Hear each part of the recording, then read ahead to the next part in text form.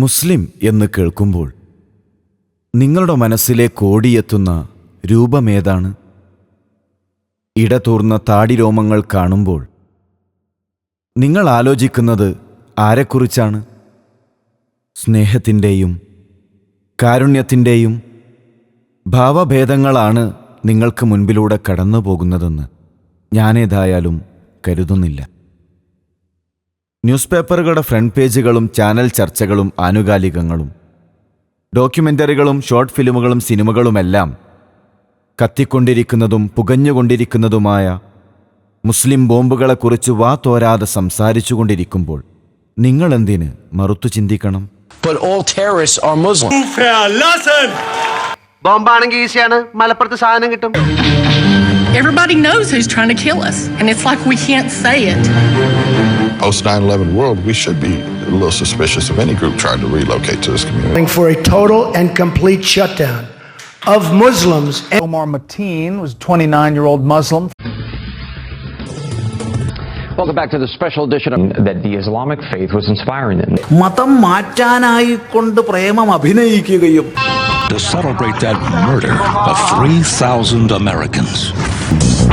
This is a terrorist. These are radical Islamic terrorists. It's a radical Islamic army that's pushing the theory of a master religion. It's about protecting millions of people. ഉപബോധ മണ്ഡലത്തിൽ വേരുറപ്പിച്ച brand ചെയ്യപ്പെട്ട പൊതുബോധത്തെ തിരുത്തിക്കുറിക്കാൻ ശ്രമിക്കുന്നതുപോലും നിങ്ങളുടെ മനസ്സകങ്ങൾക്ക് അംഗീകരിക്കാൻ കഴിയുമോ എന്നെനിക്കറിയില്ല. എങ്കിലും ഞാനത് കാര്യമാക്കുന്നില്ല. എൻ്റെ ഓഫീസും ഹോസ്റ്റലിലെ ഇടനാഴികളും നടപ്പാതകളും പൊതുനിരത്തുകളുമെല്ലാം ഭീകരവാദിയെന്ന്, ഐസിസ് എന്ന്, താലിബാനെന്ന് എന്നെ വിളിച്ചുകൊണ്ടേയിരിക്കുമ്പോൾ, ഞാൻ തെറ്റിദ്ധരിപ്പിക്കപ്പെട്ടുകൊണ്ടേയിരിക്കുമ്പോൾ എനിക്ക് നിങ്ങളോട് ചിലതൊക്കെ പറഞ്ഞേ തീരൂ. أولم تك تأتيكم رسلكم بالبينات قالوا بلى قالوا فادعوا وما دعاء الكافرين إلا في ضلال إنا لننصر رسلنا والذين آمنوا في الحياة الدنيا ويوم يقوم الأشهاد.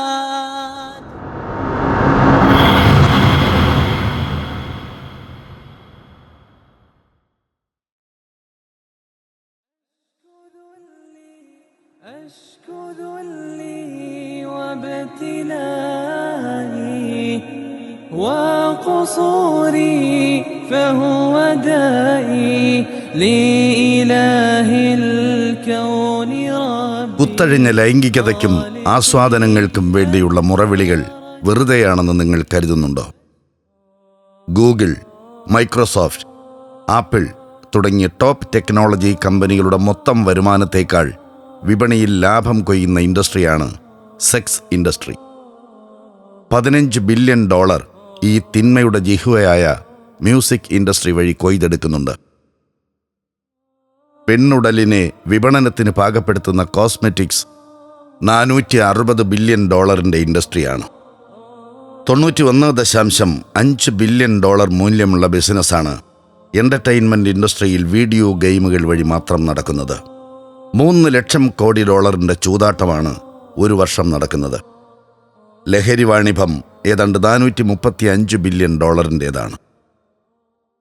ലോകമടക്കി ഭരിക്കുന്ന ഈ ഭീമൻ പലിശാധിഷ്ഠിത ബിസിനസ് സാമ്രാജ്യങ്ങളുടെ നടത്തിപ്പുകാർ അവരുടെ വിപണിക്കെതിരെ നിൽക്കുന്നവരെ നന്മയുടെ വക്താക്കളായി അവതരിപ്പിക്കുമെന്ന് നിങ്ങൾക്ക് തോന്നുന്നുണ്ടോ? ബില്യൺ കണക്കിന് വാർഷിക വരുമാനമുള്ള ആയുധ കച്ചവടത്തിൻ്റെയും ഹോംലാൻഡ് സെക്യൂരിറ്റി ഇൻഡസ്ട്രിയുടെയും മുതലാളിമാർ ലോകത്ത് സമാധാനവും സ്വൈരവും ആഗ്രഹിക്കുമെന്ന് നിങ്ങൾ വിചാരിക്കുന്നുണ്ടോ? ആരാണിവരുടെ പ്രതിയോഗികൾ? തുർക്കി പാശ്ചാത്യവൽക്കരിക്കപ്പെട്ട 1920കളിൽ തങ്ങളുടെ പാശ്ചാത്യ മൂല്യങ്ങൾ തുർക്കിയെ കീഴ്പ്പെടുത്തിയതിൽ സന്തോഷം പ്രകടിപ്പിച്ചുകൊണ്ട് പ്രസിദ്ധ എഴുത്തുകാരൻ ബേസിൽ മാത്യൂസ് എഴുതിയ young Islam on trek a study of clash of civilisation എന്ന പുസ്തകം സംസ്കാരങ്ങളുടെ സംഘട്ടനങ്ങളെക്കുറിച്ച് പറയുന്നുണ്ട്. ശീതയുദ്ധകാലങ്ങൾക്ക് ശേഷം ഇനി സമാധാനപൂർണമായ പാശ്ചാത്യ ലിബറൽ മൂല്യങ്ങളുടെ കേന്ദ്രീകൃത ലോകക്രമമാണ് വരാനിരിക്കുന്നതെന്ന് ഫ്രാൻസിസ് ഫുക്കയാമ നിരീക്ഷിച്ചപ്പോൾ അത് ശരിയല്ലെന്ന് സമർത്ഥിച്ച് അമേരിക്കൻ പൊളിറ്റിക്കൽ സയന്റിസ്റ്റായ സാമുവൽ പി ഹണ്ടിങ്ടൺ 1992 പ്രസിദ്ധീകരിച്ച തീസിസ് ഈ സംഘട്ടനം അല്പം വിശദമായി തന്നെ ചർച്ച ചെയ്യുന്നു. കുത്തഴിഞ്ഞ ജീവിത വ്യവസ്ഥിതിയും ലിബറലിസവും മൊത്തക്കച്ചവടം ചെയ്യുന്ന പാശ്ചാത്യ സംസ്കാരത്തിന്റെ മറുചേരിയിൽ അദ്ദേഹം കണ്ടത് ഇസ്ലാമിനെയാണ്. Centuries-old military interaction between the West and Islam, it seems to me, is unlikely to decline in the future. There's great resistance to accepting Western values of human. Sides of this divide are coming to see this interaction as a clash of civilization. ഇനി അങ്ങോട്ടുള്ള സംസ്കൃതികളുടെ സംഘർഷങ്ങളിൽ പാശ്ചാത്യ നാഗരികത ഏറ്റവും ശക്തമായി നേരിടാൻ പോകുന്ന എതിർപ്പ്, അവരുടെ ഒന്നാം നമ്പർ ശത്രു കാറ്റഗറൈസ് ചെയ്യുമല്ലോ, ഒന്നാം നമ്പർ ശത്രു ഇസ്ലാമിക സംസ്കൃതിയായിരിക്കും. അപ്പോൾ മുസ്ലിങ്ങളെ ടാർഗറ്റ് ചെയ്യുന്നതിൻ്റെ പ്രധാനപ്പെട്ട ഒരു ലക്ഷ്യമെന്ന് പറയുന്നത് അതിൽ പുതിയ വിപണിയുടെ താല്പര്യങ്ങളുണ്ട്. ഇസ്ലാം ദൈവിക ദർശനമായതുകൊണ്ട് തന്നെ സകല ചൂഷണ വ്യവസ്ഥിതികൾക്കും എതിര് നിൽക്കുന്നു. സൗന്ദര്യം വിൽപ്പനച്ചരക്കാക്കാനുള്ളതല്ലെന്നും നോട്ടം കൊണ്ടുപോലും ഒരു സ്ത്രീ ഉപദ്രവിക്കപ്പെട്ടുകൂടെന്നും വ്യഭിചാരത്തോട് അടുക്കുക പോലും ചെയ്യരുതെന്നും ഇസ്ലാം ശക്തമായി അനുശാസിക്കുന്നു. മദ്യം തിന്മകളുടെ മാതാവാണെന്നും കൂടിയ അളവിൽ ലഹരി ഉണ്ടാക്കുന്നത് പോലും കുറഞ്ഞ അളവിലും നിഷിദ്ധമാണെന്നും ഇസ്ലാം നിഷ്കർഷിക്കുന്നു. മ്യൂസിക്കും നൃത്യങ്ങളും ചൂതാട്ടവുമെല്ലാം പൈശാചിക വൃത്തിയാണെന്നും അനാവശ്യമായ വിനോദ വർത്തമാനങ്ങളിൽ മുഴുകി ജീവിത സമയം പാഴാക്കുന്നവർക്ക് കഠിനമായ ശിക്ഷകൾ കാത്തിരിക്കുന്നുണ്ടെന്നും ഖുർആൻ ഉദ്ബോധിപ്പിക്കുന്നു. ധാർമ്മിക അധ്യാപനത്തിലൂടെ 7-ാം നൂറ്റാണ്ടിലെ അറേബ്യയെ ചൂഷണ വിമുക്തമാക്കിയ ഈ ഇസ്ലാമിക സംസ്കാരത്തെ അധാർമികതയെ വാണിഭം നടത്തുന്നവരെല്ലാം ഭയപ്പെടുന്നു. I've been at war with Islam or a component of Islam for the last decade. അമേരിക്കയുടെ കൂടെ അല്ലാത്ത ആൾക്കാരെല്ലാം അവർക്കെതിരാണ്. സ്വാഭാവികമായിട്ട് ഒരു അമേരിക്കൻ സംസ്കാരത്തെ സ്വന്തം ജീവിതം കൊണ്ട് തന്നെ ചെറുക്കുന്ന ജനവിഭാഗം എന്ന നിലയ്ക്ക് മുസ്ലിങ്ങൾ ടാർഗറ്റ് ചെയ്യപ്പെടുന്നു. ഹിന്ദുത്വവാദമാവട്ടെ അവരവരുടെ ഒരു അപരനായി, അവരുടെ ശത്രുവായി മുസ്ലിങ്ങളെ പ്ലേസ് ചെയ്യുന്നു. കേരളത്തെ സംബന്ധിച്ച് നമ്മൾ അധികം ചർച്ച ചെയ്യാത്തൊരു കാര്യമാണ്. ഇവിടെ പ്രധാനപ്പെട്ട ഒരു തീവ്രവാദം എന്ന് പറയുന്നത് സെക്യുലർ ഫണ്ടമെൻ്റലിസമാണ്. നിങ്ങൾക്ക് തട്ടമിടാനോ പൊട്ട് തൊടാനോ നിങ്ങൾക്ക് ഒന്ന് അമ്പലത്തിൽ പോകാനോ കുരിശു വരയ്ക്കാനോ ഒരു സെക്യുലർ ബുദ്ധിജീവികളുടെ അനുവാദത്തിനും ഔദാര്യത്തിനും കാത്തുകെട്ടി കിടക്കേണ്ടി വരുന്നതാണ് കേരളത്തിലെ ഏറ്റവും പ്രധാനപ്പെട്ട ഫണ്ടമെൻ്റലിസം എന്ന് ഞാൻ വിചാരിക്കുന്നു. സെക്യുലർ ഫണ്ടമെൻ്റലിസവും ടാർഗറ്റ് ചെയ്യുന്ന മുസ്ലിങ്ങളെ തന്നെയാണ്. ഇസ്ലാം ആകട്ടെ ലോകത്തെ ഏറ്റവും വേഗത്തിൽ വളർന്നുകൊണ്ടിരിക്കുന്ന മതദർശനവുമാണ്. Islam is the fastest growing religion in the UK.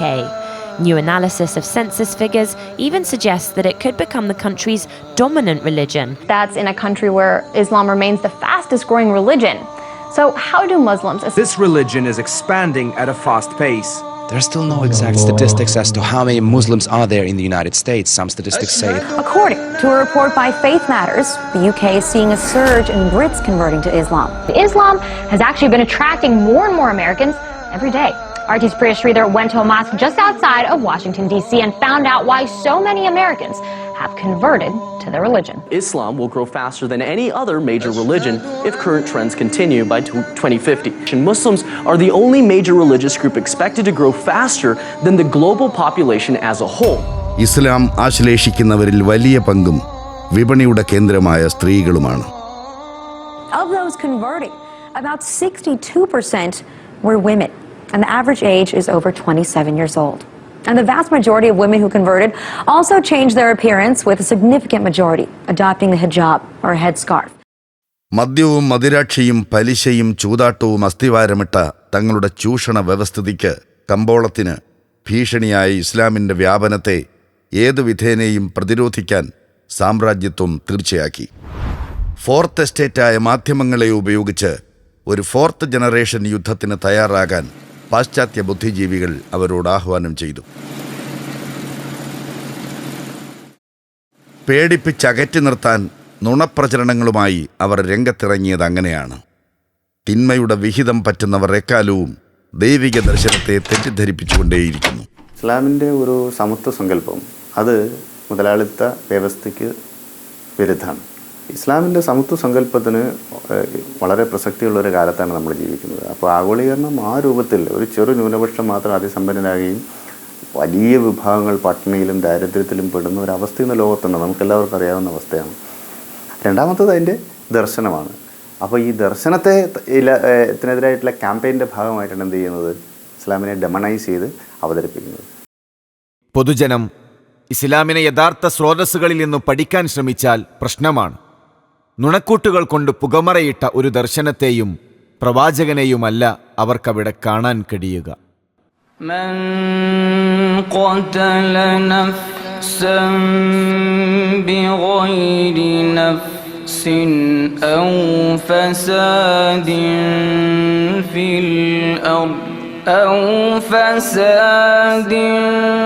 في الأرض فكأنما قتل الناس جميعا ومن أحياها فكأنما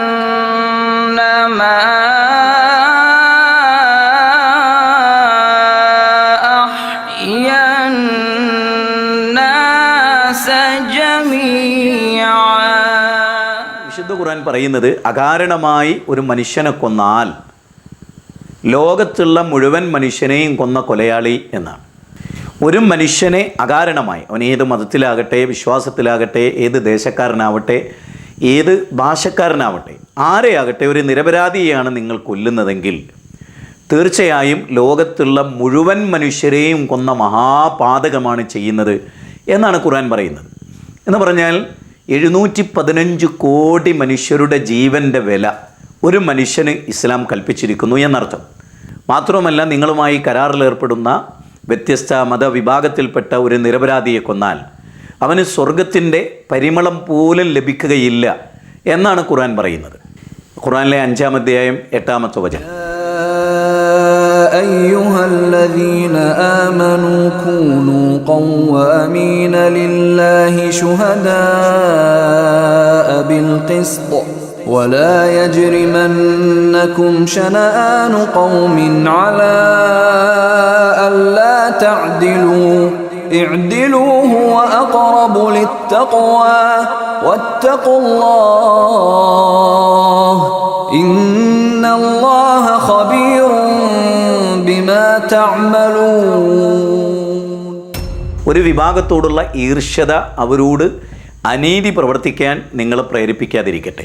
ഒരു ജനതയോട് നിങ്ങൾക്ക് വിരോധമുണ്ട്, ശത്രുതയുണ്ട്, എങ്കിൽ പോലും ഒരു തരിമ്പും അവരോട് അനീതി കാണിക്കരുത് എന്ന് കണിശമായി പഠിപ്പിച്ചിരിക്കുന്നു വിശുദ്ധ ഖുർആൻ. മാത്രവുമല്ല, ഖുർആനിലെ 4-ാം അധ്യായം സൂറത്ത് നിസായിലെ 135-ാമത്തെ വചനം മനോഹരമാണ്. അതിൽ പറയുന്നത്, അള്ളാഹുവിന് വേണ്ടി നിലകൊള്ളുന്നവർ നീതിക്ക് സാക്ഷ്യം വഹിക്കുന്നവരുമായി നിങ്ങൾ ജീവിക്കണമെന്നും അത് വലോ വല അംഫസിക്കും അവിൽ വാലിദൈനി വൽ അഖർബീൻ യകുൻ ഗനിയൻ ഔ ഫഖീറ. നിങ്ങൾ നിങ്ങളുടെ സ്വന്തത്തിനെതിരാണെങ്കിലും കുടുംബത്തിനെതിരാണെങ്കിലും ഇനി ദരിദ്രനാകട്ടെ സമ്പന്നനാകട്ടെ ആരുമാകട്ടെ അനീതിക്ക് നിങ്ങൾ കൂട്ടുനിൽക്കരുതെന്നും നീതിയുടെ പക്ഷത്ത് നിങ്ങൾ നിൽക്കണമെന്നും. സമ്പന്നൻ്റെ എതിരാളിയായ ദരിദ്രൻ്റെ കൂടെയാണ് നീതിയെങ്കിൽ അവൻ്റെ കൂടെ നിലനിൽക്കണമെന്നാണ് ഖുർആൻ പറയുന്നത്. ജീവിതത്തിൽ അധർമ്മങ്ങൾ ചെയ്ത് ജീവിച്ച ഒരു മനുഷ്യൻ ദാഹിച്ചതിൻ്റെ പേരിൽ കിണറിലിറങ്ങി തൻ്റെ ദാഹം തീർത്ത് കരയിലേക്ക് കയറി വരുമ്പോൾ ദാഹിച്ച നായ നാവ് കൊണ്ട് മണ്ണ് നക്കുന്നത് കണ്ട് തന്നെപ്പോലെ ഈ ജീവിക്കും ദാഹമുണ്ടാകുമെന്ന് കരുതി കിണറിലിറങ്ങി വെള്ളമെടുത്ത് തൻ്റെ ഷൂ അഴിച്ചെടുത്ത് അതിൽ വെള്ളം ശേഖരിച്ച് ദാഹിച്ച നായക്ക് വെള്ളം കൊടുത്തു. ഈ പ്രവർത്തനം ലോകനാഥന് അങ്ങേയറ്റം ഇഷ്ടപ്പെടുകയും അദ്ദേഹത്തിൻ്റെ അധർമ്മങ്ങൾ പുറത്തു കൊടുക്കുകയും നായക്ക് വെള്ളം കൊടുത്തതിൻ്റെ പേരിൽ സ്വർഗമുണ്ട് എന്ന സന്തോഷ വാർത്ത അറിയിക്കുകയും ചെയ്തു. പ്രവാചക തിരുമേനി സല്ലല്ലാഹു അലൈഹി വസല്ലം മനുഷ്യരെ പഠിപ്പിക്കുന്ന മറ്റൊന്ന്, ഒരു സഹോദരി പൂച്ചയെ കെട്ടിയിട്ടു, ഭക്ഷണം തേടാൻ അനുവദിച്ചതുമില്ല, അതിന് ഭക്ഷണം കൊടുത്തതുമില്ല. അതിൻ്റെ പേരിൽ ആ സ്ത്രീ നരകത്തിലാകുന്നു എന്ന് അള്ളാഹുവിൻ്റെ തിരുദൂതർ ലോകത്തെ പഠിപ്പിക്കുകയാണ്. ഇർഹമു മൻഫിൽ അർളി യർഹമുക്കും മൻഫിസ്സമാ. ഭൂമിയിലുള്ളവരോട് നിങ്ങൾ കരുണ കാണിക്കൂ, ആകാശത്തുള്ളവൻ നിങ്ങളോട് കരുണ കാണിക്കുമെന്നാണ്. പച്ചക്കരുള്ള എന്തിനോട് നിങ്ങൾ കാരുണ്യം കാണിച്ചാലും അതെല്ലാം നിങ്ങൾക്ക് പുണ്യകരമാണ് എന്ന് ലോകത്തെ പഠിപ്പിക്കുകയായിരുന്നു. 60-ാം അധ്യായം സൂറത്ത് മുംതഹന, അതിലെ 8-ാമത്തെ വചനത്തിൽ എന്താ പറയുന്നത്? ലാ യൻഹാകുമുല്ലാഹ് അനില്ലദീന ലം യുഖാതിലുകും ഫിദ്ദീൻ വലൻ യുഖ്രിജുകും മിൻ ദിയാരികും മൻ തബറൂഹും വതുഖ്സിതു ഇലൈഹിം ഇന്നല്ലാഹ യുഹിബ്ബുൽ മുഖ്സിതീൻ. അവിടെ ഖുർആൻ പറയുന്നത്, നിങ്ങളോട് യുദ്ധം ചെയ്യാത്ത, ഇസ്ലാമിൻ്റെ പേരിൽ നിങ്ങളുടെ വീട്ടിൽ നിന്ന് നിങ്ങളെ പുറത്താക്കാത്ത അമുസ്ലിങ്ങളുമായി നിങ്ങൾ മൈത്രി ബന്ധം പുലർത്തണം എന്നാണ് പടച്ചതമ്പുരാൻ പറയുന്നത്. അവരോട് നിങ്ങൾ അൻ തബറൂഹും, അവർക്ക് നിങ്ങൾ പുണ്യം ചെയ്യണം, വതുഖ്സിതു ഇലൈഹിം, അവരോട് നിങ്ങൾ ഏറ്റവും നീതിയോടുകൂടി പ്രവർത്തിക്കണം. കൃത്യമായ ഇസ്ലാമിക പ്രമാണങ്ങളും സ്നേഹത്തിൻ്റെയും സഹവർത്തിത്വത്തിൻ്റെയും 1400 വർഷത്തെ ചരിത്രവും മുമ്പിലുള്ളപ്പോൾ തെറ്റിദ്ധരിപ്പിക്കുക എളുപ്പമല്ല. ഇസ്ലാം സമം ഭീകരത എന്ന സമവാക്യം സൃഷ്ടിക്കാൻ അവർ കുറച്ചൊന്നുമല്ല കഷ്ടപ്പെടേണ്ടത്. സന്ദർഭങ്ങളിൽ നിന്ന് അടർത്തിയെടുത്ത ഖുർആൻ വചനങ്ങളും അടിസ്ഥാനരഹിതമായ കള്ളക്കഥകളും പ്രചരിപ്പിച്ച് പ്രമാണങ്ങളിൽ നിന്ന് ജനങ്ങളെ അകറ്റുവാൻ അവർ ശ്രമിച്ചുകൊണ്ടിരിക്കുന്നു. അങ്ങനെ നിങ്ങൾ വീട്ടിൽ നിന്ന് പുറത്താക്കാത്ത, ഇസ്ലാമിൻ്റെ പേരിൽ നിങ്ങളോട് യുദ്ധം ചെയ്യാത്ത അമുസ്ലിങ്ങളോട് നിങ്ങൾ മൈത്രീ ബന്ധം പുലർത്തുന്നതും നിങ്ങൾ അവർക്ക് പുണ്യം ചെയ്യുന്നതും അള്ളാഹു ഏറെ ഇഷ്ടപ്പെടുന്നു എന്നാണ് ഖുർആൻ പറയുന്നത്. അപ്പോൾ സ്വാഭാവികമായും ഈ വചനമുള്ള ഖുർആനിൽ അമുസ്ലിങ്ങളെ കണ്ടെടുത്ത് വെച്ച് കൊല്ലുക എന്ന് പറയുമ്പോൾ എന്താ ഉദ്ദേശിക്കുന്നത്?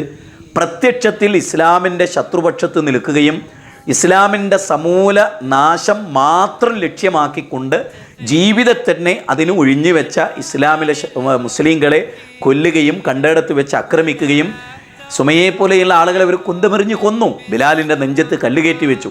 അങ്ങനെ പ്രത്യക്ഷത്തിലുള്ള ശത്രുക്കളെ യുദ്ധഭൂമിയിൽ വെച്ച് നിങ്ങൾ കണ്ടുമുട്ടിയാൽ അവിടെ നിങ്ങൾ അവരുടെ കഴുത്തു വെട്ടുക, അവരെ നിങ്ങൾ കൊന്നേക്കുക. ലോകത്തിലെ എല്ലാ യുദ്ധ നിയമങ്ങളും ഇതിനപ്പുറത്തല്ല എന്നെല്ലാവർക്കും അറിയാം.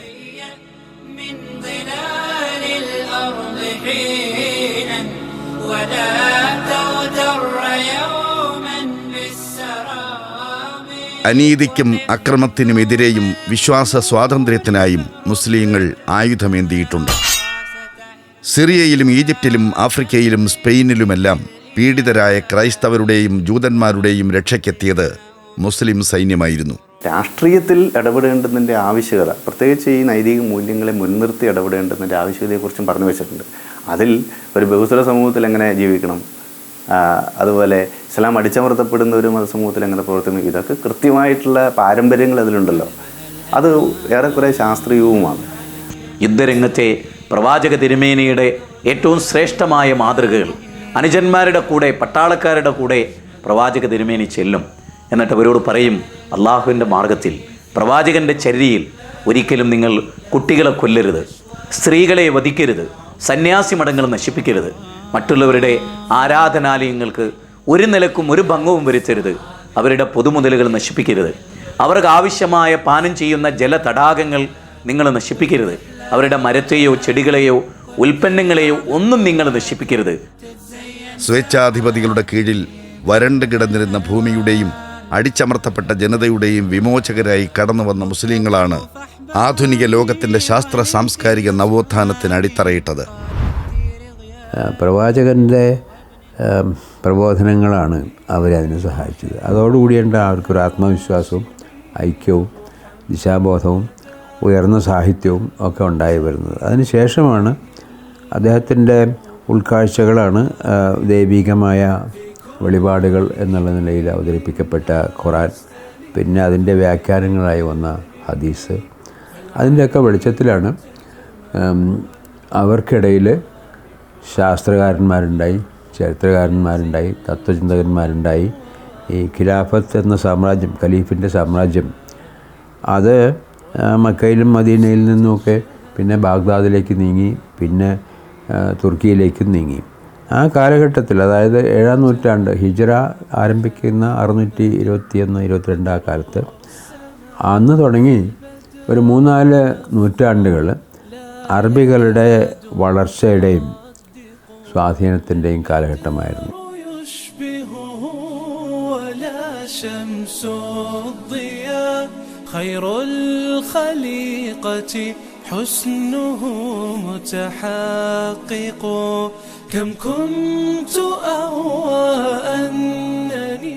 മുസ്ലിം എന്ന് കേൾക്കുമ്പോൾ സ്നേഹത്തിൻ്റെയും നീതിയുടെയും പാഠങ്ങൾ പകർന്നു തന്ന പ്രവാചകനോ, പ്രവാചകധ്യാപനങ്ങൾ നെഞ്ചിലേറ്റി അറേബ്യയിലെ ഊശ്വരഭൂമിയിൽ പരിവർത്തനത്തിൻ്റെ വിപ്ലവം സൃഷ്ടിച്ച അനുചരന്മാരോ, യൂറോപ്പിന് ശാസ്ത്രത്തെ സംഭാവന ചെയ്ത ആയിരക്കണക്കിന് വരുന്ന മുസ്ലിം ശാസ്ത്രജ്ഞന്മാരുടെ പേരുകൾ പോലുമോ നിങ്ങളുടെ മനസ്സിൽ കടന്നു വരാതിരിക്കും വിധം മീഡിയ നിങ്ങളുടെ മനോമുകുളങ്ങൾ പ്രോഗ്രാം ചെയ്തിട്ടുണ്ട്.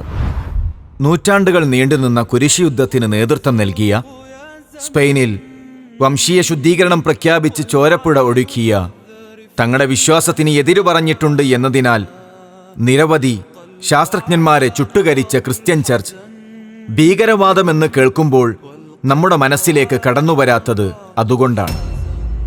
ലക്ഷക്കണക്കിന് മനുഷ്യരെ കൊന്നുകൂട്ടിയ ചെങ്കിസ് ഖാനും ഹിറ്റ്ലറും മുസോളിനിയും സ്റ്റാലിനും ലോകമഹായുദ്ധങ്ങളുടെ ആസൂത്രകരും ഹിരോഷിമയിലും നാഗസാക്കിയിലും വിയറ്റ്നാമിലും സെർബിയയിലും ബോസ്നിയയിലും ചെച്നിയയിലും ഫലസ്തീനിലും അഫ്ഗാനിലും ഇറാഖിലും ലബനാനിലും സിറിയയിലും മ്യാൻമാറിലും മണിപ്പൂരിലും കാശ്മീരിലും ഗുജറാത്തിലും മുസാഫർ നഗറിലുമെല്ലാം കൊന്നുകൂട്ടിയ പച്ച മനുഷ്യരുടെ അസ്ഥിപഞ്ജരങ്ങൾക്കു മേലെ ആനന്ദ നൃത്തമാടിയ ഭീകരവാദികൾ അവരവരുടെ മതത്തിനും ദർശനത്തിനും താഴെ ലിസ്റ്റ് ചെയ്യപ്പെടാത്തതും അതുകൊണ്ടാണ്. ആരാണ് ഹിരോഷിമയിലും നാഗസാക്കിയിലും ബോംബിട്ടത്? ആരാണ് ആ ഭീകരവാദി? അതുമുതൽ ഇറാഖിലടക്കമുള്ള പലസ്തീനിലടക്കമുള്ള കൂട്ടക്കുരുതികളിൽ വെച്ച് ലോകത്തിലെ ഏറ്റവും നമ്പർ 1 ടെററിസ്റ്റ് അമേരിക്കയാണ്. മഹാത്മാഗാന്ധിയെ കൊന്നതാരായിരുന്നു? അതെല്ലാം നമ്മൾ പരിശോധിക്കുമ്പോൾ ഇന്ദിരാഗാന്ധിയെ സിഖ് ഭീകരവാദികൾ കൊല്ലുകയുണ്ടായി. അതുപോലെ തന്നെ നമ്മുടെ ഏറ്റവും പ്രായം കുറഞ്ഞ പ്രധാനമന്ത്രിയായിരുന്ന രാജീവ് ഗാന്ധിയെ കൊല്ലപ്പെട്ടു. ഇതൊന്നും മുസ്ലിങ്ങളാൽ കൊല്ലപ്പെട്ടവരായിരുന്നില്ല. ഇതിൽ താരതമ്യേന മതം സൈലൻ്റാണ്, അല്ലെങ്കിൽ മതത്തെ വെറുതെ ഉപയോഗിക്കുകയാണ് ചെയ്യുന്നത്. യഥാർത്ഥത്തിൽ അധികാരം പങ്കിടാൻ മതം ഉപയോഗിക്കപ്പെടുന്നു എന്നുള്ളതാണ് നമ്മൾ നേരിടുന്ന ഒരു പ്രധാനപ്പെട്ട ചലഞ്ച് എന്ന് പറയുന്നത്. നമ്മൾ ശരിക്കും സത്യസന്ധമായി ഒരു പ്രത്യേക വിഭാഗത്തോടോ ജനപദങ്ങളോടോ യാതൊരു നിലക്കും വിരോധമില്ലാതെ വസ്തുതാപരമായി തീവ്രവാദത്തെ, ഭീകരവാദത്തെ, വർഗീയതയെ പഠിച്ചാൽ ഇസ്ലാം ഒരു കാരണവശാലും അതിനെ അംഗീകരിക്കുന്നില്ല എന്ന് നമുക്ക് മനസ്സിലാക്കാൻ സാധിക്കും. ഏറ്റവും ലേറ്റസ്റ്റ് ISIS അതിന് ഏറ്റവും കൂടുതൽ എതിർക്കുന്നത് സൗദി അറേബ്യയാണ്. അറേബ്യയിലെ ഏറ്റവും പ്രഗത്ഭരായ പണ്ഡിതന്മാർ ഹജ്ജിന് വരുന്ന 40 ലക്ഷത്തിലധികം ആളുകളെ വിവരിച്ചുകൊണ്ട് പറഞ്ഞത് ISIS ഇസ്ലാമികമല്ല എന്നാണ്, ലോകത്തിലെ ഏറ്റവും വലിയ ഭീകരവാദ ഗ്രൂപ്പ് എന്നാണ്. ആരാണ് അവരെ സഹായിക്കുന്നത്? We created chaos. We abandoned that chaos. We created ISIS.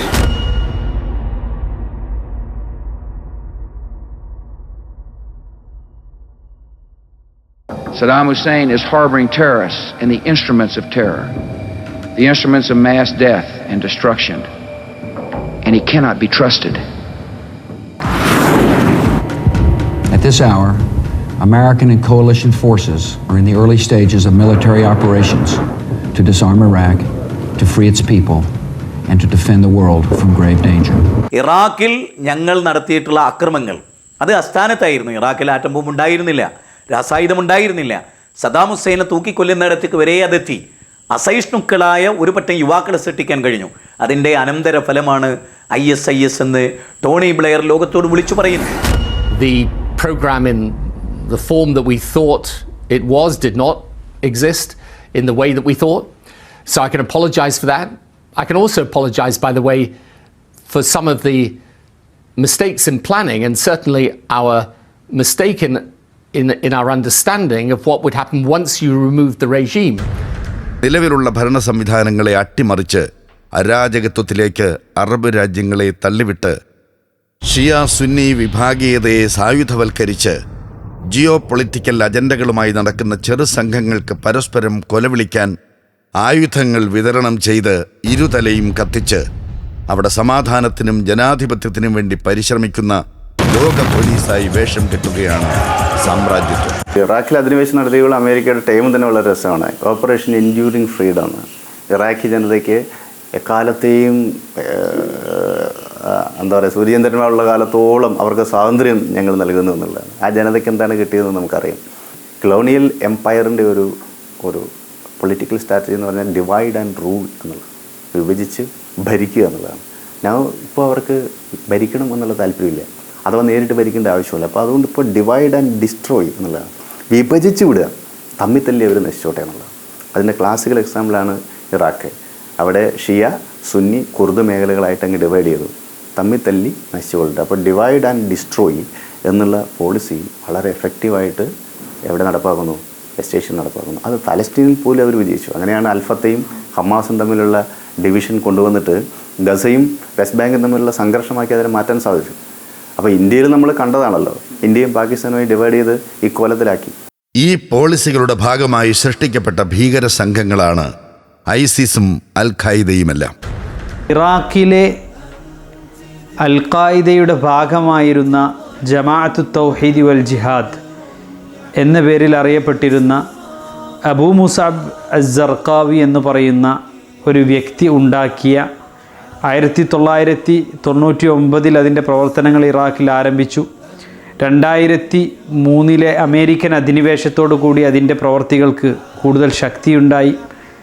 അങ്ങനെ തുടങ്ങി വെച്ച ജമാഅത്തു തൗഹീദ് വൽ ജിഹാദ് എന്ന പേരിലുള്ള പ്രസ്ഥാനമാണ് പിന്നീട് ISIS ആയി മാറിയത് എന്ന് നമുക്ക് കാണാൻ സാധിക്കും. മജ്ലിസ് ഷൂറ അൽ മുജാഹിദീൻ എന്ന പേരിൽ ഇങ്ങനെ അമേരിക്കൻ അധിനിവേശത്തിനെതിരെ ശബ്ദിക്കുന്ന എല്ലാ സംഘടനകളെയും ഒരുമിച്ചുകൊണ്ട് പരസ്പരം കൂട്ടിയിണക്കി അബൂ മുസഅബ് അസ്സർഖാവി ഉണ്ടാക്കിയിട്ടുള്ള സംഘടനയാണ് മജ്ലിസ് ഷൂറ അൽ മുജാഹിദീൻ എന്ന് പറയുന്നത്. അതേ വർഷം 2006 തന്നെ അബൂ മുസഅബ് അസ്സർഖാവി വധിക്കപ്പെടുകയാണ്. ശേഷം ആ സംഘടനയുടെ ചുമതല ഏറ്റെടുക്കുന്നത് അബൂ ഉമർ അൽ ബഗ്ദാദി എന്ന് പറയുന്ന ആളാണ്. യഥാർത്ഥത്തിൽ ഇസ്ലാമിക് സ്റ്റേറ്റ് ഓഫ് ഇറാഖ് എന്ന പേര് ആ സംഘടനക്ക് പിന്നീട് നൽകിയത് ഈ പറയുന്ന അബൂ ഉമർ അൽ ബഗ്ദാദിയാണ്. അബൂ മുസഅബ് അസ്സർഖാവി അൽ ഖായിദയിൽ പ്രവർത്തിച്ചിരുന്ന ആളായിരുന്നു. മാത്രമല്ല 2003 അല്ലെങ്കിൽ 2004 ബിൻ ലാദനെ തൻ്റെ നേതൃത്വമായി അംഗീകരിച്ചുകൊണ്ട് സത്യപ്രതിജ്ഞ ചെയ്തിട്ടുണ്ട്. അപ്പോൾ ഈ നിലയ്ക്കെല്ലാം അൽ ഖായിദയുമായി ചേർന്ന് പ്രവർത്തിച്ചിരുന്ന സംഘടന തന്നെയാണ് ഈ പറയുന്ന മജ്ലിസ് ഷൂറ അൽ മുജാഹിദീൻ എന്ന് പറയുന്നത്. പിന്നീട് അദ്ദൗലത്തുൽ ഇസ്ലാമിയ്യ ഫിൽ Iraq, Islamic State of Iraq എന്ന പേരിൽ അറിയപ്പെട്ടതായ ഈ സംഘടന 2010 ആണ് അബൂ ഉമർ അൽ ബഗ്ദാദി വധിക്കപ്പെടുന്നത്. അബൂ ഉമർ അൽ ബഗ്ദാദി വധിക്കപ്പെട്ടതോടെ ഇന്ന് അവരുടെ ഖലീഫയായി അവരോധിക്കപ്പെട്ട അബൂബക്കർ അൽ ബഗ്ദാദി നേതൃത്വം ഏറ്റെടുക്കുകയാണ്. അബൂബക്കർ അൽ ബഗ്ദാദി യഥാർത്ഥത്തിൽ അയാളുടെ പേര് ഇബ്രാഹിം അവ്വാദ് ഇബ്രാഹിം അലി അസ്സാമുറായി എന്നാണ്.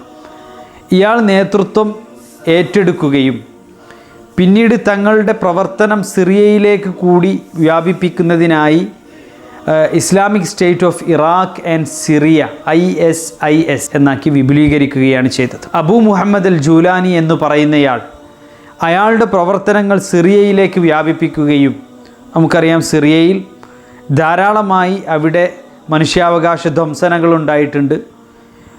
അതുപോലെ തന്നെ അവിടുത്തെ ഷീ ഭരണകൂടം അവിടുത്തെ സുന്നികളായ ആളുകളെ കൊന്നൊടുക്കുന്ന, അവരോട് വളരെയധികം പരുഷമായ രൂപത്തിൽ പെരുമാറുന്ന സാഹചര്യങ്ങൾ ഉണ്ടായിട്ടുണ്ട്. അങ്ങനെ സ്വാഭാവികമായി അവിടുത്തെ പൊതുജനങ്ങളിൽ പ്രത്യേകിച്ചും സുന്നികളിൽ ഉണ്ടായ പ്രതിഷേധം, ആ പ്രതിഷേധത്തെ മുതലെടുത്തുകൊണ്ട് ഇവർ തങ്ങളുടെ പ്രവർത്തനം ഷാമിലേക്ക് സിറിയയിലേക്ക് കൂടി വ്യാപിപ്പിക്കുകയാണ് ഉണ്ടായത്. ജബ്ഹത്തുൻ നുസ്ര എന്ന് പറയുന്ന അൽ ഖായിദയുടെ കീഴിൽ ഇന്നും പ്രവർത്തിച്ചു കൊണ്ടിരിക്കുന്ന സംഘടനയാണ് സിറിയയിൽ ഇവരുടെ ആശയങ്ങൾ പ്രചരിപ്പിച്ചത്. അബൂ മുഹമ്മദ് അൽ ജൂലാനി അയാളുടെ സാമ്രാജ്യം കുറേ വളർന്നു. Abu Bakr al Baghdadi Islamic State of Iraq and Syria എന്ന പേരിൽ സിറിയ കൂടി തൻ്റെ അധികാരത്തിന് കീഴിൽ വരുന്നതാണ് എന്ന് പ്രഖ്യാപിച്ചു കഴിഞ്ഞപ്പോൾ അബൂ മുഹമ്മദ് അൽ ജൂലാനി യഥാർത്ഥത്തിൽ അത് അംഗീകരിക്കാൻ തയ്യാറായിട്ടില്ല. കാരണം Islamic State of Iraq and Syria പ്രഖ്യാപിക്കുമ്പോൾ ജബ്ഹത്തുൻ നുസ്രയുമായി കൂടിയാലോചിച്ചിട്ടില്ല എന്നതായിരുന്നു അതിനവർ പറഞ്ഞിരുന്ന കാരണം. അൽ ഖായിദ എന്ന ഭീകര സംഘടനയിലെ രണ്ടാമനായി അറിയപ്പെടുന്ന, ഉസാമ ബിൻ ലാദൻ കഴിഞ്ഞാൽ രണ്ടാമനായി അറിയപ്പെടുന്ന ഐമൻ ദവാഹിരി, അൽ ഖായിദയും ISISുമായിട്ടുള്ള പ്രശ്നങ്ങൾ പറഞ്ഞു തീർക്കാൻ ഏൽപ്പിച്ച വ്യക്തിയാണ് അബൂ ഖാലിദ് അസ്സൂരി. സിറിയൻ വംശജനായ അബൂ ഖാലിദ് എന്ന പേരിലുള്ള വ്യക്തി. ഇയാൾ ജബഹത്തുൻ നുസ്രയുമായി സഹകരിച്ച് പ്രവർത്തിച്ചിരുന്ന വ്യക്തിയായിരുന്നു. 2014 ഫെബ്രുവരി 23 ഇയാൾ തിരോധാനം ചെയ്യപ്പെട്ടു. സ്വാഭാവികമായും അതിൻ്റെ പിന്നിൽ പ്രവർത്തിച്ചത് Islamic State of Iraq and Syria അഥവാ ISIS ആണ് എന്ന് ജബഹത്തുൻ നുസ്ര കണ്ടെത്തുകയോ അതല്ലെങ്കിൽ അപ്രകാരമാണ് എന്ന് അവർ വിലയിരുത്തുകയും ഈ പറയുന്ന ISISുമായി നേരിട്ട് ആക്രമണങ്ങളിലും പ്രത്യാക്രമണങ്ങളിലും അവർ ഇടപഴകുകയുമാണ് ചെയ്തത്. ഇന്ന് അൽ ഖായിദ ISISനെ കുറിച്ച് പിഴച്ച കക്ഷികളെന്നും ISIS അൽ ഖായിദയെ സംബന്ധിച്ചിടത്തോളം പിഴച്ച കക്ഷികളെന്നും അതിലേറെ രസം അൽ ഖായിദയെക്കുറിച്ച് അവർ ഖവാരിജുകളാണ് എന്നും ISIS പറയുകയും ISIS ഖവാരിജുകളാണെന്ന് അൽ ഖായിദ പറയുകയും ചെയ്യുന്ന സാഹചര്യമാണ് ഇന്ന് നമുക്ക് കാണാൻ സാധിക്കുന്നത്. അൽ ഖവാരിജു കിലാബു അഹ്ലിന്നാർ, നരകത്തിലെ നായകളാണ് ഖവാരിജുകൾ എന്നാണ് നബി സല്ലല്ലാഹു അലൈഹി വസല്ലം പഠിപ്പിച്ചിട്ടുള്ളത്. മാത്രമല്ല യംറുഖൂന മിനദ്ദീൻ കമാ യംറുഖു സഹ്മു മിനർ റമിയ്യ, ഇരയിൽ അമ്പു തറച്ച് പുറത്തു പോകുന്നത് പോലെ അവർ ഇസ്ലാമിൽ നിന്ന് പുറത്തു പോകുമെന്ന് അള്ളാഹുവിൻ്റെ റസൂൽ പറഞ്ഞിട്ടുണ്ടെങ്കിൽ യഖ്തുലൂന അഹ്ലൽ ഇസ്ലാം, മുസ്ലിമീങ്ങളായ ആളുകളായിരിക്കും ഇവരുടെ ലക്ഷ്യം. ഇവർ ആക്രമണം നടത്തുന്നതും ഇവരുടെ ഭീകരാക്രമണങ്ങളുടെ ഇരകളെ പരിശോധിച്ചാലും എല്ലാം ഇസ്ലാമിക രാഷ്ട്രങ്ങളാണെന്ന് നമുക്ക് കാണാൻ സാധിക്കും. ഇതര മതവിശ്വാസികളെ ഇവർ കൊന്നൊടുക്കുകയില്ല എന്നല്ല, എന്നാൽ ഇതര മതവിശ്വാസികളെ കൊന്നൊടുക്കുന്നതിനേക്കാൾ ഇവർ കൊന്നൊടുക്കുന്നത് മുസ്ലിമീങ്ങളെയായിരിക്കും. യഥാർത്ഥത്തിൽ അൽ ഖായിദയും ISISും മുന്നോട്ട് വെക്കുന്നത് ഒരേ ആശയമാണ്. ഇസ്ലാമിക രാഷ്ട്രങ്ങളുടെ ഭരണാധികാരികളെ കുഫർ ആരോപിച്ചുകൊണ്ട് തക്ഫീർ ചെയ്ത് അവർക്കെതിരെ സായുധ വിപ്ലവത്തിനു വേണ്ടി ജനങ്ങളെ ആഹ്വാനം ചെയ്ത് അതോടൊപ്പം അതത് നാടുകളിൽ ഉണ്ടായ അധിനിവേശ ശക്തികളുടെ മനുഷ്യാവകാശ ലംഘനങ്ങളും സ്വേച്ഛാധിപതികളായ ചില ഭരണാധികാരികളുടെ മനുഷ്യാവകാശ ലംഘനങ്ങളുമെല്ലാം മുതലെടുത്തുകൊണ്ട് സ്വാഭാവികമായും അവിടെയുള്ള ആളുകൾക്കുണ്ടാകുന്ന പ്രതിഷേധത്തെ മുൻനിർത്തി ആ പ്രതിഷേധത്തിൻ്റെ വക്താക്കളായി വന്നുകൊണ്ട് തങ്ങളുടെ വിത്ത് പാകുകയാണ് ഈ സംഘടനകളെല്ലാം ചെയ്തിട്ടുള്ളത്. تعقل أنا من فقر لا نجد الخبز لأيام هل تصل الكاميرا يا عمي لتسجل صيحات عظام هل تقدر أن تصف عذابي أو تنقل صوت الأسقام أو تسمع آهات فؤادي وتبلغ عنه الأقوام الدم يتجمد في عرقي ويجمد معه الأحلام أتوارى عن أمي وأبي لأخفف بعض الآلام فالعجز يقيد أيديهم حتى ضحوا كالأيتام ഇന്ന് ലോകത്തിലെ ഏറ്റവും വലിയ സംഘർഷ മേഖല പശ്ചിമേഷ്യയാണ്.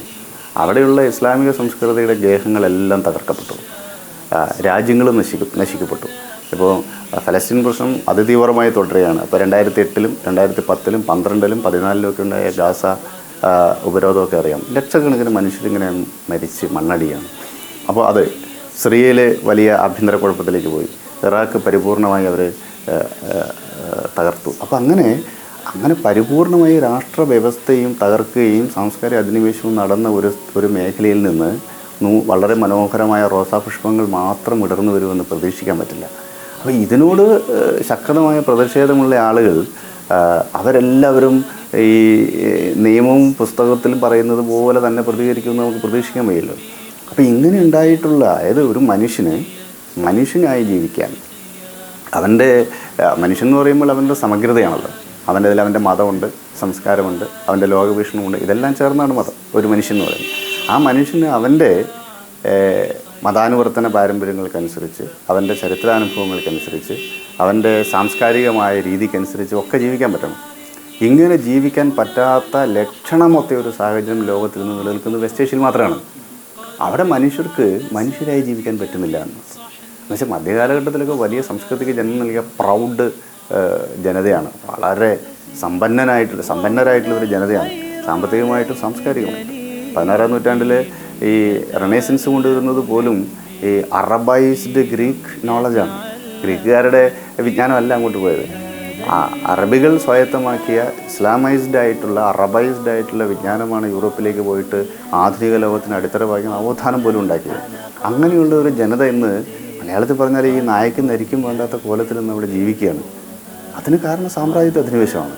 അപ്പോൾ അങ്ങനെ എല്ലാം തകർക്കപ്പെട്ട ഒരു മനുഷ്യൻ, എല്ലാം നഷ്ടപ്പെട്ട ഒരു മനുഷ്യൻ വളരെ സാമ്പ്രദായികമായി നിയമാനുസാരനുമായി ഞാൻ അഹിംസ ഇന്നു മുതൽ നിരാഹാരം നടത്തുകയാണ് എന്ന് പ്രതീക്ഷിക്കുക വയ്യല്ലോ. അപ്പോൾ ഈ സാഹചര്യത്തിൽ നിന്നാണ് എന്തുണ്ടാകുന്നത്, ഈ ഭീകരവാദ സംഘങ്ങൾ ഉയർക്കൊള്ളുന്നത്. അതിനർത്ഥം ഇപ്പോൾ IS-ഓ അല്ലെങ്കിൽ അൽഖ്വയ്ദയോ ഒക്കെ ചെയ്യുന്ന പ്രവർത്തനങ്ങളെ ന്യായീകരിക്കുന്നതെന്നല്ല. അൽഖ്വയ്ദയും IS-ഉം വളർന്നു വരാൻ ഉണ്ടായി വരാൻ പറ്റുന്ന സാമൂഹ്യ സാമ്പത്തിക സാഹചര്യം സൃഷ്ടിച്ചത് ആര് എന്നത് ചർച്ച ചെയ്യണം. IS-നെ തകർക്കണമെങ്കിൽ, അൽഖ്വയ്ദ അവസാനിക്കണമെങ്കിൽ അതുണ്ടായി വന്ന സാമൂഹ്യ സാഹചര്യം ഇല്ലാതാവണം. അതുണ്ടായി വന്ന സാമൂഹ്യ സാഹചര്യം സൃഷ്ടിച്ച സാമ്രാജ്യത്വമാണ്, അതിനെ ആ രൂപത്തിൽ നിലനിർത്തുന്ന സാമ്രാജ്യത്വമാണ്. അതുകൊണ്ട് ആ സാഹചര്യം ഇല്ലായ്മ ചെയ്യാതെ ഒരിക്കലും നമുക്ക് ഈ തീവ്രവാദത്തെ ഇല്ലായ്മ ചെയ്യാൻ സാധിക്കില്ല. ഭീകരത ഉണ്ടായി വന്നതും രാഷ്ട്രീയമായ കാരണങ്ങൾ കൊണ്ടാണ്, അത് നിലനിൽക്കുന്നതും രാഷ്ട്രീയമായ കാരണങ്ങൾ കൊണ്ടാണ്. അത് കൊണ്ടുവരുന്നതിൽ ഏറ്റവും പ്രധാനപ്പെട്ട പങ്ക് വഹിച്ചത് സാമ്രാജ്യത്വമാണ്. അതിനെ നിലനിർത്തുന്നതും ഒരു പരിധിവരെ സാമ്രാജ്യത്വത്തിൻ്റെ ഇടപെടലാണ്. You're clear. All right, firing. Line here. When the stage line let me know when you have it. We'll shoot. Light them all up. 202 traffic, 260. Come on, fire. Hey, Roger. Keep shoot. Keep shoot. Bushmaster 2-6. We need to move time now. We'll see. Yeah, roger that. Bushmaster 36 element. This is Hotel 27, over. Hotel 27, Bushmaster 7, go ahead. Roger, I'm just trying to make sure that you guys have my turb, over. Roger, we got the turb. Come on, buddy. Bushmaster, Crazy Horse 1-8. Clear. Clear.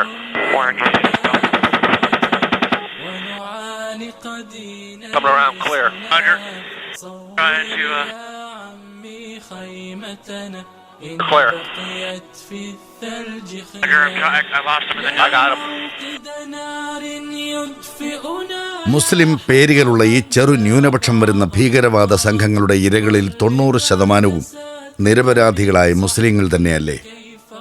ഐസിസിനെയും അൽ ഖായിദയെയും എല്ലാം മഹത്വവൽക്കരിക്കുന്നവരാണോ നിങ്ങൾ കണ്ടുപരിചയിച്ച ബഹുഭൂരിപക്ഷം വരുന്ന മുസ്ലിം സമൂഹം? എന്നാൽ 2 കോടി മനുഷ്യരെ കൊന്നൊടുക്കിയ സ്റ്റാലിനെയും 60 ലക്ഷം ജൂതന്മാരെ വംശഹത്യ ചെയ്ത ഹിറ്റ്ലറിനെയും സ്പെയിനിലെ മുസ്ലിങ്ങളെ കൂട്ടത്തോടെ അറുകൊല ചെയ്ത നിർബന്ധിത മതപരിവർത്തനത്തിന് വിധേയരാക്കിയ സ്പാനിഷ് ഇൻക്വിസിഷനെയും പലസ്തീനികളെ ആട്ടിപ്പായിച്ച് അവരുടെ വീടുകൾ ബുൾഡോസറുകൾ കൊണ്ട് ഇടിച്ചു നിരത്തി ആയുധത്തിൻ്റെ ഊക്ക് കാണിച്ച് കുടിയിരുത്തിയ ഇസ്രയേലിനെയുമെല്ലാം പിന്തുണയ്ക്കുന്ന കൂട്ടക്കൊലകൾ ആഘോഷിക്കുന്ന ഒട്ടനേകം പേർ ഇന്നുമുണ്ട്.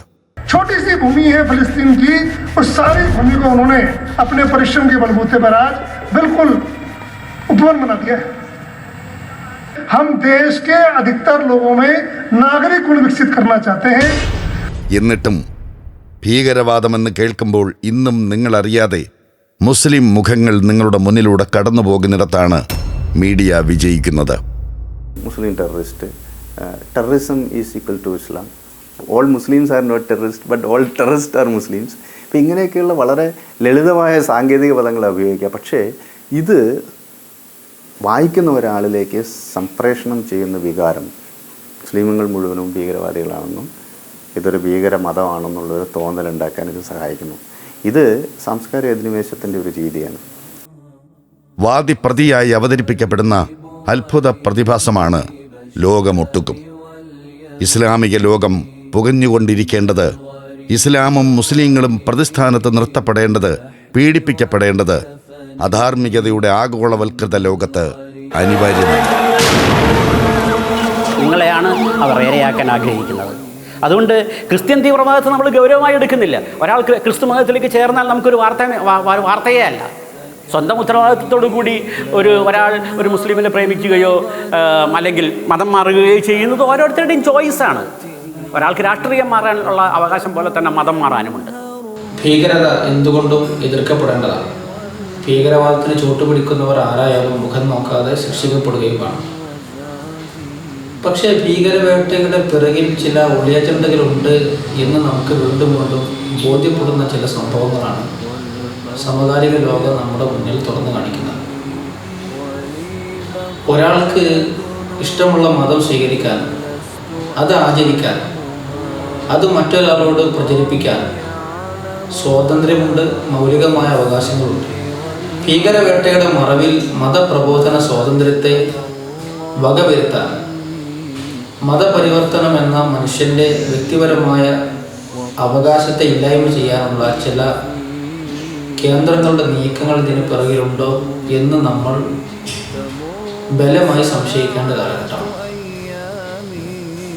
എല്ലാ മതസ്ഥരും അംഗീകരിക്കുന്ന, ഏതു മതസ്ഥരുടെയും ആരാധനാലയങ്ങൾക്കകത്തു പോലും അനുവാദം ലഭിക്കുന്ന മതപ്രബോധകരും പ്രഭാഷകരുമൊക്കെ പെരും കുറ്റവാളികളും മഹാഭീകരവാദികളും ചാർത്തപ്പെടുന്ന ആരോപണങ്ങൾക്ക് വിധേയമാവുകയും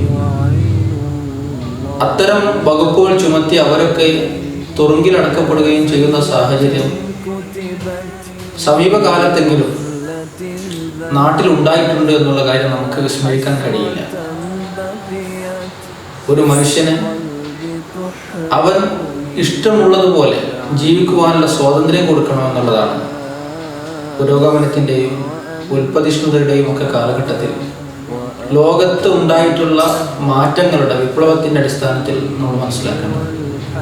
പക്ഷേ നമ്മുടെ നീതിബോധത്തിൻ്റെയും നിഷ്പക്ഷതയുടെയും ഒക്കെ മേൽ സംശയത്തിൻ്റെ വലിയ ഒരു വാതിൽ തുറന്നിടുകയാണ് യഥാർത്ഥത്തിൽ ഡോക്ടർ സാക്കിർ നായിക് അടക്കമുള്ള മതപ്രബോധകർക്ക് നേരെയുണ്ടായ സർക്കാർ നടപടികൾ സൂചിപ്പിക്കുന്നത്. താൻ വിശ്വസിക്കുന്ന മതം ഇസ്ലാം, അത് സത്യമാണ്, അതുമാത്രമാണ് 100% ശരി എന്ന് ഉറച്ചു വിശ്വസിക്കുന്ന ഒരാൾ, തൻ്റെ ആത്മാർത്ഥത, അതിനോടുള്ള അദ്ദേഹത്തിൻ്റെ ദൃഢവിശ്വാസം, അത് തുറന്നു പറയാൻ അദ്ദേഹത്തെ പ്രേരിപ്പിക്കുന്നു എന്നുള്ളത് ഏതൊരാൾക്കും തൻ്റെ വിശ്വാസവും തൻ്റെ ആദർശവും തൻ്റെ ദർശനവും തന്നെയാണല്ലോ ഏറ്റവും പ്രിയപ്പെട്ടത്. അങ്ങനെ ഒരാൾക്ക് വിശ്വസിക്കാൻ സ്വാതന്ത്ര്യമുള്ള ഒരു നാട്ടിൽ ആ സ്വാതന്ത്ര്യം ഉപയോഗപ്പെടുത്തി ഒരാൾ സംസാരിക്കുമ്പോഴേക്ക് അതാണ് ഭീകരവാദം, അത് തീവ്രതയാണ്, തീവ്രവാദമാണ് എന്ന് വരുമ്പോൾ വലിയ അപകടമാണ്. ആ ഒരവസ്ഥയിലേക്ക് തന്നെയാണ് മലയാളക്കരയിലും ഉണ്ടായിക്കൊണ്ടിരിക്കുന്ന ചില നീക്കങ്ങൾ എന്ന് സമകാലിക സംഭവങ്ങൾ നിരീക്ഷിക്കുന്ന നമുക്ക് ബോധ്യപ്പെട്ടിട്ടുണ്ടാകും. ഇവിടെ മൗനം ദീക്ഷിക്കുന്ന ചില കേന്ദ്രങ്ങളുണ്ട്. ലോകത്തിൻ്റെ ഏത് മുക്കുമൂലകളിലും എന്തു സംഭവങ്ങൾ ഉണ്ടാകുമ്പോഴും അവിടെയൊക്കെ പ്രതികരിക്കേണ്ടത് തങ്ങളാണ് എന്ന മൗഢ്യത്തിൽ ഇരിക്കുന്ന കുറേ ബുദ്ധി കേന്ദ്രങ്ങൾ. ആവിഷ്കാര സ്വാതന്ത്ര്യത്തിൻ്റെയും വീക്ഷണ സ്വാതന്ത്ര്യത്തിൻ്റെയും ഒക്കെ പേര് പറഞ്ഞ് ആർക്കും എന്തും പറയാനുള്ള സ്വാതന്ത്ര്യമുണ്ട് എന്ന് വാദിക്കുന്നവർ. എന്തുകൊണ്ടാണ് ഇത്തരം സാംസ്കാരിക വ്യക്തിത്വങ്ങൾക്ക്, മുസ്ലിങ്ങൾക്ക് നേരെയും ഇസ്ലാമിന് നേരെയും ഇത്തരം കടന്നുകയറ്റങ്ങൾ ഉണ്ടാകുമ്പോൾ അവരും പറയട്ടെ, അവർക്ക് സ്വാതന്ത്ര്യമുള്ളത്, അവർക്കിഷ്ടമുള്ളത്, അതിനുള്ള സ്വാതന്ത്ര്യം അവർക്കുണ്ടല്ലോ എന്ന് വകവെച്ച് കൊടുക്കുന്നതിന് പകരം ഇത്തരം നിഷ്ഠൂര കൃത്യങ്ങൾക്ക് ചൂട്ടുപിടിക്കുന്ന, നിൽക്കുന്ന ഒരവസ്ഥ സാംസ്കാരിക നായകന്മാരിൽ നിന്ന് സംഭവിക്കുന്നു എന്നുള്ളത്, സെക്കുലറിസ്റ്റുകളിൽ നിന്ന് വന്നു പോകുന്നു എന്നുള്ളത് നമ്മളെ നാണിപ്പിക്കുന്ന വിഷയമാണ്. മതാതീതമായിട്ടും ജാത്യാതീതമായിട്ടും പ്രദേശത്തിന് അതീതമായിട്ടും ഒക്കെ തന്നെയാണ് ഈ ഭീകരതയ്ക്കെതിരായിട്ടുള്ള ക്യാമ്പയിനുകൾ കൊണ്ടുവരേണ്ടത്. ഭീകരതയ്ക്കെതിരായിട്ടുള്ള ക്യാമ്പയിന് നമ്മൾ ഏതെങ്കിലും ഒരു മതത്തിലേക്ക് കേന്ദ്രീകരിച്ച് കഴിഞ്ഞാൽ പരിപൂർണമായി പരാജയപ്പെടുകയായിരിക്കും ചെയ്യുക. കാരണം യഥാർത്ഥത്തിൽ നമ്മൾ ഫൈറ്റ് ചെയ്യേണ്ടത് ഭീകരത ഉണ്ടായി വരുന്ന സാമൂഹ്യ സാഹചര്യങ്ങളിൽ ഇല്ലായ്മ ചെയ്യാനാണ്. ഭീകരതയ്ക്കെതിരായിട്ടുള്ള സമരം കുറേ ഭീകരന്മാരെ കണ്ടെത്തി വെടിവെച്ച് കൊല്ലുന്നതിലല്ല. അതുകൊണ്ടൊരു കാര്യമില്ല. നമ്മൾ കുറേ ആളുകളെ കൊലപ്പെടുത്തി കഴിഞ്ഞാൽ അതേ സ്ഥാനത്ത് പുതിയ ആളുകൾ ഉയർന്നു വരും. ശരിക്കും നമ്മൾ പരിശോധിച്ചാൽ ലോകത്ത് തീവ്രവാദം, ഭീകരവാദം, വിധ്വംസക പ്രവർത്തനങ്ങളുമായി രംഗത്ത് വരുന്ന ആളുകളെ നമ്മൾ പരിശോധിച്ചാൽ എല്ലാ മതസ്ഥരിലും ലോകത്തിൻ്റെ എല്ലാ പ്രദേശങ്ങളിലും ഏറിയും കുറഞ്ഞത് കാണാൻ കഴിയും. ലോകത്തെ തീവ്രവാദ പ്രവർത്തനങ്ങൾ ഏറ്റവും കൂടുതൽ നടത്തിയിട്ടുള്ളത് ജൂതമത വിശ്വാസികളാണ്. തന്നിഷ്ടപ്രകാരം ജീവിക്കാൻ തീരുമാനിച്ച നിർമ്മത നിരീശ്വരവാദികളും ലോകത്ത് വരുത്തിവെച്ച നഷ്ടങ്ങൾ ചെറുതല്ല. ക്രിസ്ത്യൻ സമുദായത്തിനകത്ത് അവരുടെ മതചിഹ്നങ്ങൾ പ്രദർശിപ്പിച്ചുകൊണ്ടും മതകീയമായ വേഷങ്ങൾ ധരിച്ചുകൊണ്ടുമുള്ള ഒരുപാട് തീവ്രവാദ സംഘങ്ങൾ അന്താരാഷ്ട്ര തലത്തിൽ തന്നെ ഉണ്ട്. ഐറിഷ് റിപ്പബ്ലിക്കൻ ആർമിയെ പോലെയുള്ള സംഘങ്ങൾ നമുക്കതിൽ കാണാൻ സാധിക്കും. അതേപോലെ തന്നെ തീവ്ര ഹിന്ദുത്വം പ്രചരിപ്പിക്കുന്ന രൂപത്തിലുള്ള സംഘങ്ങൾ RSSനും പരിവാറിനും പുറത്ത് ഏറ്റവും തീവ്രമായ രൂപത്തിലുള്ള പ്രവർത്തനങ്ങൾ ഹൈന്ദവ മതത്തിൻ്റെ ആചാരങ്ങളെയും പ്രമാണങ്ങളെയും കൂട്ടുപിടിച്ചുകൊണ്ടുള്ളത് കാണാൻ കഴിയും. മതത്തിൻ്റെ മേലങ്കി അണിഞ്ഞുകൊണ്ട് രംഗത്ത് വരുന്ന മുസ്ലിങ്ങളെയും അല്ലെങ്കിൽ മുസ്ലിം നാമധാരികളെയും നമ്മൾ കാണുന്നുണ്ട്. പക്ഷേ ഇന്ന് തീവ്രവാദം എന്നുള്ളത്, ഭീകരവാദം എന്ന് പറയുന്നത് ഇസ്ലാമിൻ്റെ മാത്രം കുത്തകയാക്കി മാറ്റപ്പെടുന്ന സാഹചര്യം അത് മീഡിയ സൃഷ്ടിച്ചെടുത്തതാണ്. ഈ ഇരട്ടത്താപ്പ് മനസ്സിലാക്കാതെ നിഷ്പക്ഷമായി നീതിബോധത്തോടുകൂടി നമുക്ക് ലോക സമാധാനത്തെക്കുറിച്ച് സംസാരിക്കാൻ കഴിയില്ല. ഭീകരവാദത്തെ നമ്മൾ പരിശോധിക്കുമ്പോൾ ആദ്യം ചെയ്യേണ്ടത് മതത്തിൻ്റെ കണ്ണട ഊരിവെക്കുക എന്നുള്ളതാണ്. ഒരു മതത്തിനും ആ മതത്തിൻ്റെ പ്രമാണങ്ങൾക്കും ഭീകരതയുമായി ബന്ധമില്ല.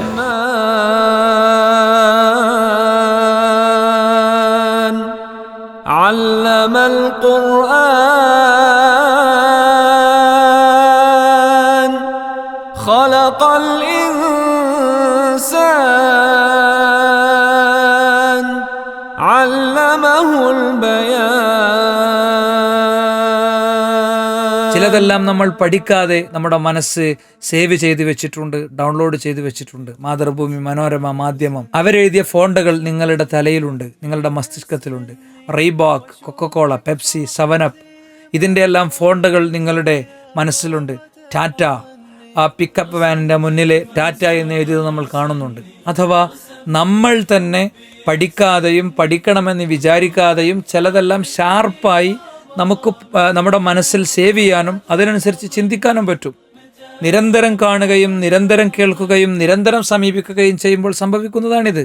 ഇതേ മനഃശാസ്ത്രമാണ് ഇസ്ലാം വിമർശകരും ഇസ്ലാമിൻ്റെ ശത്രുക്കളും ജിഹാദ് എന്ന ടെർമിനോളജി വഴിയും ഇസ്ലാമോഫോബിയ വഴിയും യഥാർത്ഥത്തിൽ സൃഷ്ടിക്കുന്നത്. നീസ് ട്രാക്ക് ആക്രമണത്തിലെ അക്രമിയും അദ്ദേഹത്തിൻ്റെ ജീവിത പരിസരങ്ങളും പഠനവിധേയമാക്കിയ ചില ആളുകൾ, ലോകത്തെ ഏത് കുഗ്രാമത്തിലുള്ള ആളാണെങ്കിലും ആ വ്യക്തിയുടെ പേരും ആ വ്യക്തിയുടെ വിശദാംശങ്ങളും ലഭ്യമായാൽ ആ ഗ്രാമത്തിലെ ആളുകളോട് ചോദിക്കാം ഇയാൾ എങ്ങനെയാണെന്ന്. അത്തരം ചില അന്വേഷണങ്ങളിൽ നിന്ന് മനസ്സിലായത് മദ്യപാനിയും പന്നിമാംസം കഴിക്കുന്നയാളും എന്നും ഭാര്യയെ തല്ലിയതിൻ്റെ പേരിൽ അയൽക്കാർ ഇടപെടേണ്ടി വന്നയാളുമാണ് നീസ് ട്രാക്ക് ആക്രമണത്തിലെ മുഹമ്മദ് ലഹൂജ എന്ന് പറയുന്ന വ്യക്തിത്വം എന്നതാണ്. എവിടെയാണ് ജിഹാദിൻ്റെ വഴിയായി ഇസ്ലാം പഠിപ്പിച്ച മാർഗങ്ങളിൽ ഇത്തരം താന്തോന്നിത്തരങ്ങളെയും തെമ്മാടിത്തങ്ങളെയും പ്രതിനിധീകരിക്കുന്നൊരു വ്യക്തി ജിഹാദിൻ്റെ ആളായി വരുന്നത്? ഓർലാൻഡോ സ്വവർഗ ക്ലബിൽ കയറി ചെന്ന് ഒമർ മത്തീൻ എന്ന് പറയുന്ന വ്യക്തി അയാൾ ഷൂട്ട് ചെയ്തു. ഈ വ്യക്തിയുടെ ജീവചരിത്രത്തെയും അയാൾ ജീവിച്ച പ്രദേശത്തെ അയാൾ അറിയുന്ന ആളുകളുമായുള്ള സംഭാഷണങ്ങളെയും ക്രോഡീകരിച്ചുകൊണ്ട് ഗാർഡിയൻ പത്രം പോലെ ലോകത്തെ പ്രസിദ്ധമായ പല പത്രങ്ങളും ചില സ്വതന്ത്ര മാധ്യമ പ്രവർത്തകരും എല്ലാം പുറത്തുവിട്ട വസ്തുതയിൽ നാം കാണുന്നത് അയാൾ മതനിഷേധിയായിരുന്നു എന്നതാണ്. പാരീസ് ആക്രമണം നടത്തിയ ഒരു കുടുംബത്തിലെ 2 അംഗങ്ങൾ, അവരുടെ സ്ഥിതിയും ഇതിൽ നിന്ന് വ്യത്യസ്തമല്ല. ഒരുപാട് അതിക്രമങ്ങൾക്കും അക്രമങ്ങൾക്കും നേതൃത്വം നൽകിയ ആളുകളായിരുന്നു ഇവർ. മാത്രമല്ല അവർ തന്നെ മേൽനോട്ടം വഹിക്കുന്ന അവരുടെ ബാറ് അത് ഈ ഒരു യാത്രക്ക് മുൻപ് വിൽപ്പന നടത്തിയതിൻ്റെ ശേഷമാണ് അവർ ഇത്തരം ഒരു കാര്യത്തിന് വരുന്നത്. ലോട്ടറി എടുക്കാൻ 50 രൂപ കൊടുത്ത് 5 കോടി വാങ്ങുന്ന മാനസികാവസ്ഥയിലാണ് ഇത്തരം ആളുകളൊക്കെ ഇത് കൈകാര്യം ചെയ്യുന്നത്. ഇത് കൊട്ടേഷനുകളാണ്. ഇത് ഇസ്ലാമിൻ്റെ ശത്രുവിൻ്റെ കൊട്ടേഷനുകളാണ്.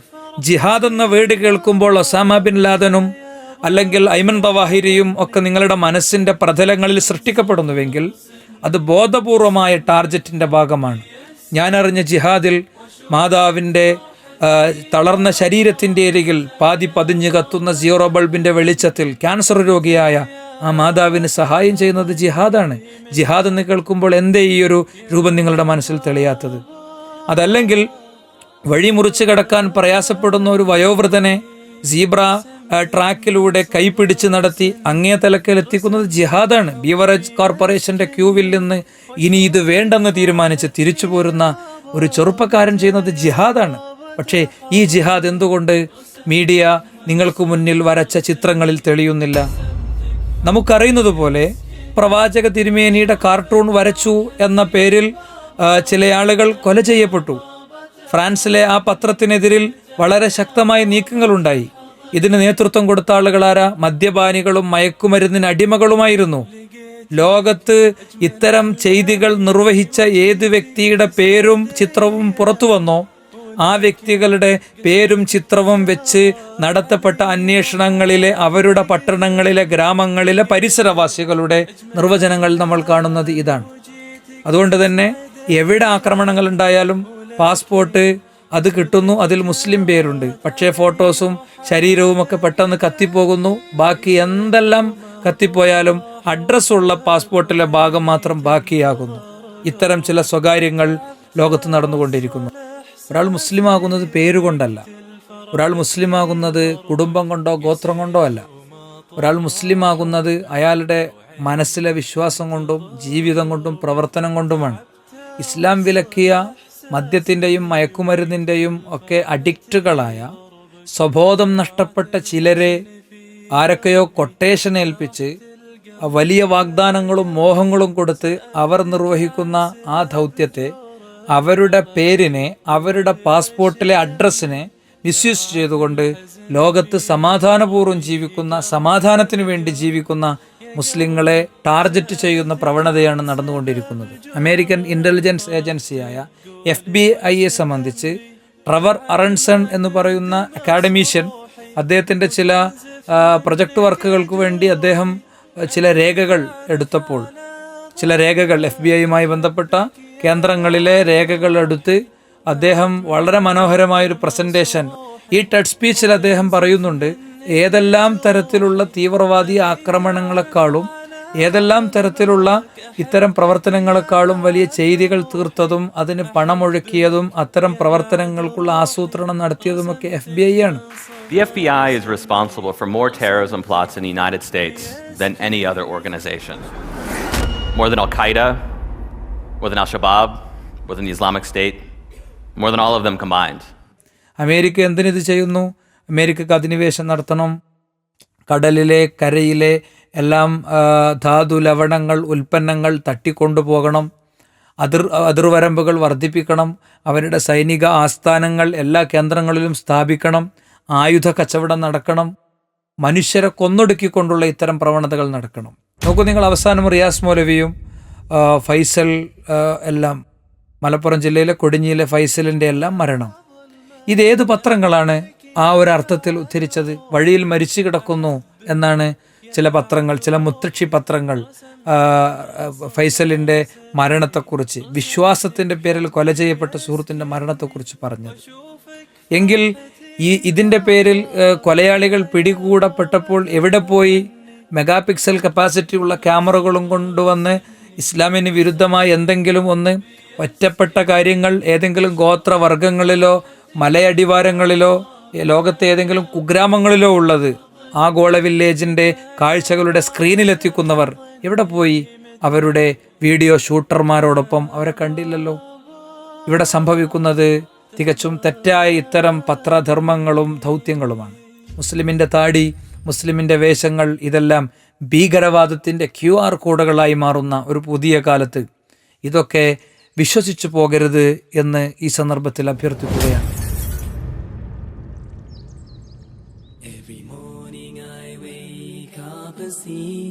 The splendor of Allah's beauty, the sky adorned, the silent trees, praise be to His supremacy. Peace radio. ആദ്യം ഇത് ഒരു സ്വപ്നം മാത്രമായിരുന്നു. പ്രാർത്ഥനയും പ്രവർത്തനങ്ങളും ഒത്തുചേർന്നപ്പോൾ സ്വപ്നങ്ങൾ സഫലമായി. വിരലിൽ വിടരുന്ന സംഗീത ശബ്ദങ്ങളുടെ അകമ്പടിയില്ലാതെ, യന്ത്രങ്ങൾ സൃഷ്ടിക്കുന്ന ശബ്ദങ്ങളിലെ കപടതകളില്ലാതെ മനുഷ്യഹൃദയങ്ങളെ കീഴടക്കാം എന്ന ആശയം 10,000 നെഞ്ചേറ്റി. ഇനിയും ഒരുപാട് കാതം നമുക്ക് താണ്ടാനുണ്ട്. ഈ പകൽ ഏൽപ്പിച്ച ഒരുപാട് ചുമതലകളുണ്ട്. ഈ രാവ് മറ്റൊരു പുലരിക്ക് വഴിമാറും മുമ്പ് പലതും ചെയ്യാനുണ്ട്. നാട്ടിലും മറുനാട്ടിലും ഭൂഖണ്ഡങ്ങൾക്കപ്പുറത്തും പീസ് റേഡിയോ കാതിൽ ചേർത്ത് വെച്ച ആയിരങ്ങളുടെ പ്രാർത്ഥനയും പിന്തുണയും അഭിപ്രായങ്ങളും തിരുത്തലുകളുമാണ് ടീം പീസ് റേഡിയോയ്ക്ക് ഈ നന്മയുടെ പ്രവാഹത്തിൽ ജീവവായു. സാമ്പത്തിക, സാങ്കേതിക, വൈജ്ഞാനിക മേഖലകളിൽ സഹകരണങ്ങൾക്കായി കാത്തിരിക്കുന്നു. ടീം പീസ് റേഡിയോയുമായി താങ്കളെ ബന്ധിപ്പിക്കുന്ന ഈ നമ്പർ മറക്കാതിരിക്കുക: 90 20 840 840. Praise be to Him supremacy. Praise be to Him supremacy.